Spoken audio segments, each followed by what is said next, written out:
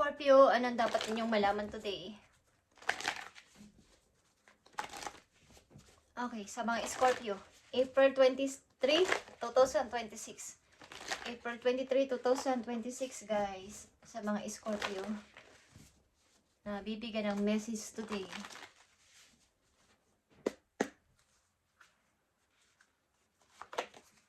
Dapat niyong malaman ito, guys, na stepping into your power. You are strong beyond measure. Okay, bakit nandito to, guys? At ikaw ay leader, okay? Sa mga Scorpio na nandito, wise leader is here. At something na kayo ay sinusundan ng mga tao sa inyo. Baka may nagpa-follow sa inyo. Ikaw ay isang wise leader. You are the beacon for others. Okay, tingnan natin tong stepping into power sa mga Scorpio. Maaaring kayo ay pinuno sa inyong company, kayo ay leader sa inyong company, or mataas ang inyong posisyon sa inyong company, o may mga taong sumusunod sa inyo. Pinapaniwalaan kayo kung ano mga suggestion nyo, mga sinasabi ninyo, naniniwala sila sa inyo, guys. Okay, ilan sa inyo ay lumalayo talaga sa mga taong nagdadala ng problema sa inyo o trouble. Payag kayong mawalan, payag kayong magsakripisyo, wag lang kayong sumama sa kanilang mga ginagawa. So, dito kayo siguro hinahangaan ng nakakarami at sa inyo sila sumusunod, kumbaga. Okay, stepping into your power. Into power. Andito ang justice, andito ang Six of Pentacles, at nandito ang Eight of Wands. So, kayo talaga yung taong pair. Okay? Wala kayong tinitingnan, kinikilingan. Kumbaga kayo ay, meron ditong, para ito yung sa husgado, guys. Okay? Kung kayo ay nagbibigay, alam ninyo na may madaya. Alam ninyo kung sino yung hindi karapat-dapat. At kayo ay talagang direct. Okay? Baga doon kayo tumitingin sa alam nyong tama sa mga Scorpio na nandito.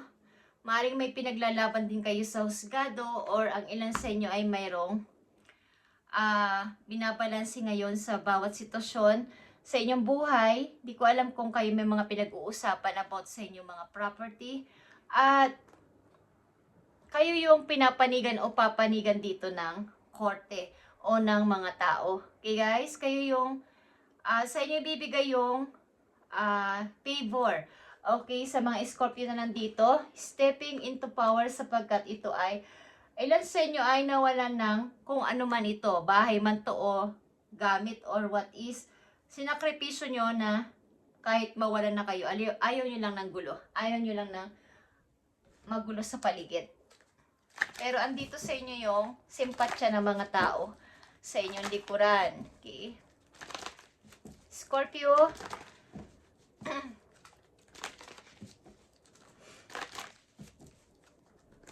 may usapan dito about sa mga ari-arian.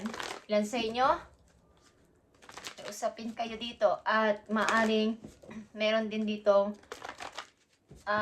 sa bata. Okay. Kung sino yung mag-aalaga, sino yung dapat na sa kanya mapunta yung bata. Okay, about sa property and sa mga child na usapin, meron dito. But, nasa inyo yung simpatya ng tao, nasa inyo din yung favor. Okay, guys. Sa pag-ibig ninyo, guys, tingnan natin sa mga Scorpio ngayong April 23, 2026. Pag-ibig ninyo, guys, kayo ay maaaring single at ito ay stay optimistic. Habang hinihintay ninyo ang pag-ibig na to, kayo ay maging positive sa buhay. Huwag kayong mawalan ng pag-asa sapagkat ibibigay sa inyo ni God ito na kahit di nyo hilingin is alam niya ang para sa inyong tao. Maaaring ilan sa inyo ay nabiyudo na at kung may dumating man is okay lang. Okay, kung wala naman is okay lang din. Okay. Andito ay stay optimistic sa pag-ibig ng mga Scorpio. Tingnan natin to, guys.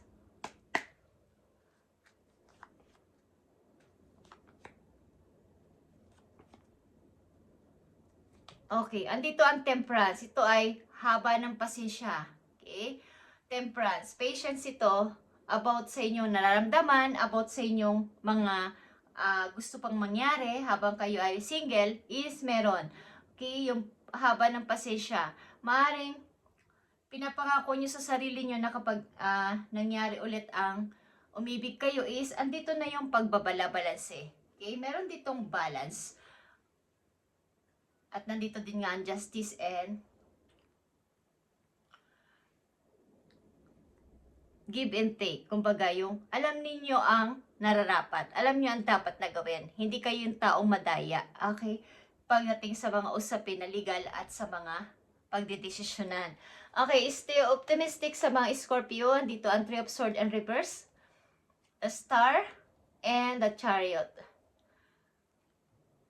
So kayo ay maybe na heartbroken o kayo ay may nararamdamang kirot sa puso ninyo kung kayo ay nawala ng asawa, iniwan ng nobya, iniwan ng nobyo, or kayo ay na heartbroken, is andito yung inyong pagiging positibo sa pag-iisip at nakahandang halimbawa magbago ng gagawin sa buhay. Hindi kayo yung person na naka-stuck doon. Kumbaga naghahanap kayo ng option o solution sa inyong problema at hindi nyo pinababayaan na kayo ma-stuck doon. Nandun na yung paghihiling agad-agad kapag kayo ay nasaktan or sinaktan. Andito na yung pag-cleansing. Okay, ng ilan sa inyo. Okay, nakikita ko dito guys yung haba ng pasensya ninyo at may mga panata kayo na kapag sa susunod din yung pag-ibig o sa susunod din yung gagawin sa buhay o magiging desisyon ay nandito yung pagiging maingat na. Hindi na kayo basta-basta mag-desisyon at hindi na kayo basta-basta na lang magsasagot ng yes or no. Galing ang ilan sa inyo sa isang toxic relationship o toxic marriage at kailangan sa susunod kong pagpili is yun na yung hahabaan ko na yung pasensya ko at magkakaroon na ako dito ng matalinong pagpili o pag-choose. Andito yung paghihiling guys sa Scorpio na nandito.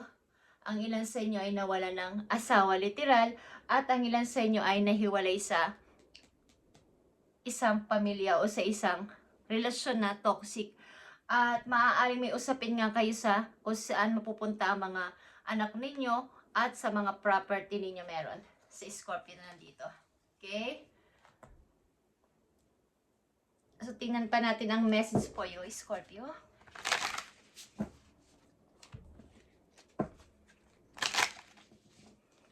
Para to sa Scorpio na bibigyan ng message today.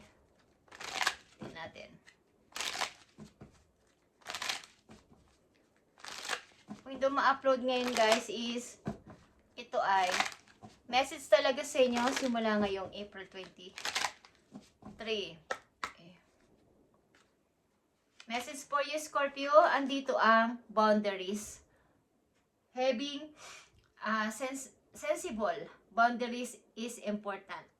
So kayo ay meron ng boundaries sa inyong sarili. Binalagyan nyo na ng limitasyon lahat ng bagay at hindi na kayo basta-basta yung taong madaling magdesisyon. At lahat ay nilalagyan nyo ng, kumbaga nag-o-observe muna kayo sa mga taong papasok sa inyong buhay. Maaring kayo ay nakaranas ng hindi magandang relasyon. Boundaries is here sa mga Scorpio. Boundaries is here. Yeah. Andito ang Four of Swords talaga at ito ay paghihiling. Galing sa kirot sa inyong puso, sa pain. Okay? Andito ang Hangman. Pag-iisip-isip talaga at hindi mo na makapag-decide. Parang pag-observe talaga. At dito na muna ako. Ayoko na munang gumawa ng anumang hakbang. Ayoko na munang, kumbaga ilan sa inyo ayaw na munang umibig or dito muna ako. Kailangan ko muna mag-healing o mag-cleansing or magpahinga, mag-ipon ng energy. At kumbaga ay gawin muna yung pansarili kong kagustuhan this time. At andito ang King of Cups. Okay, Scorpio ang inyong energy. Yung pagkilala mo na sa sarili. Pag boundaries, paglalagay ng limitasyon sa mga taong pwedeng manakit sa akin. Okay. So, andito ang boundaries sa inyo, guys. Tingnan natin pa ang message po yung Scorpio ngayong April 23, 2024. So, ilan sa inyo ay masasabing wise at alam ng mga tao to ang inyong kakayanan. Okay? Pagdating sa pagpili, pagdating sa pagdesisyon, kaya kayo ang pinapaboran. Tingnan natin pa ang message for you, Scorpio. Andito ang sundress. Do it for you. Do it for you, Scorpio. Kung ano man to ang mga gusto mong gawin pa sa buhay. Hindi ko alam kung ilan sa inyo guys ay nawala ng bahay, okay? Or yung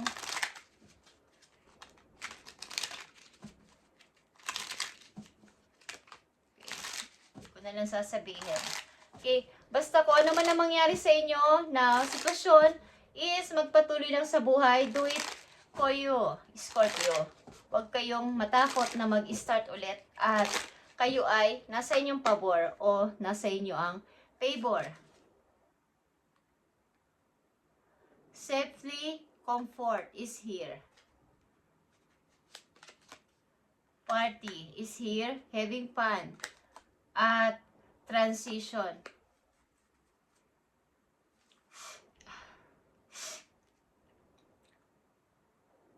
So, kayo ay madaling ma-attach sa mga tao, kaya nagbibigay kayo ng boundaries sa mga tao nang papasok sa buhay ninyo. Madali kayong ma-attach o magkaroon ng addiction. So, ang ilang Scorpio na nandito pag umibig ay sobra. Kayo ay konting maglagay ng limitasyon sa inyong papasukang relasyon, guys. Isiping mabuti kung sino at ano ba kung ano ba tong napasok kong relasyon, kung ito ay unhealthy na, kung nagkakaroon na ba ako dito ng ako lang yung nagbibigay ng pagpapahalaga, is isipin yung mabuti, okay? Kayo kasi ay madaling magtiwala, ilan sa inyo, okay? Scorpio, ang ilan sa inyo dito ay tuloy-tuloy pa rin sa paghihiling. At, yeah guys, meron kayong hinihintay talaga na decision mula sa korte, ang ilan sa inyo. At, andito ang the last judgment talaga. At justice, okay? At pagre-relocate din meron. Pagpili sa dapat ayusin pa.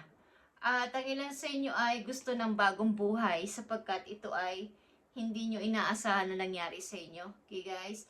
Maaaring may pag-uusap sa hatian sa property or sa mga bata. Okay, Scorpio. At tingnan natin pang message for you. Isang mahalagang message for you, Scorpio. Ayon dito sa inyong sitwasyon. Be optimistic, guys. Stay optimistic about your love life.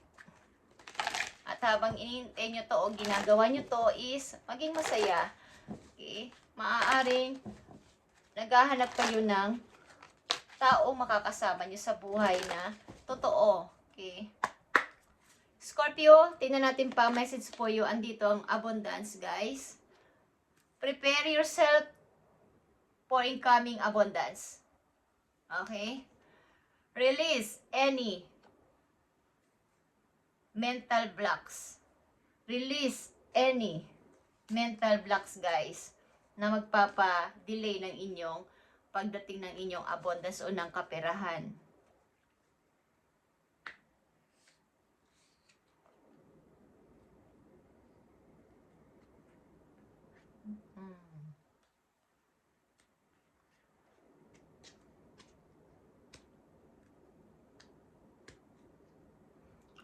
Kumbaga ay sa nangyari sa inyo dito ay maaaring gusto nyong bawiin ang mga nawala sa inyo. At unti-unting gusto nyong matupad ulit ito. May mga naudlot dito na mga pagkakataon na inyong napalagpas na mga opportunity. Sorry. Dahil sa relasyon na to o sa pagsangkot nyo, pagka-involve nyo sa ganitong klaseng relasyon. Okay, mga nasira o na udlot na opportunity is napalagpas nyo, okay, Scorpio? At hindi pa huli ang lahat at paparting sa iyo ang magandang kapalaran. Kayo ay maaaring pinag-aaralan nyo ang sitwasyon sa ngayon. At naglalagay kayo ng boundaries sa inyong buhay kung sino lang ang dapat na papasukin nyo sa inyong buhay, sa inyong puso. Okay, ilan sa inyo yung nasa process pa rin ng pag-healing. Okay? Thank you and God bless, Scorpio. At titingnan natin ito sa mga sunod na araw para sa inyo. At ito ang yung message ngayong April 23, 2026.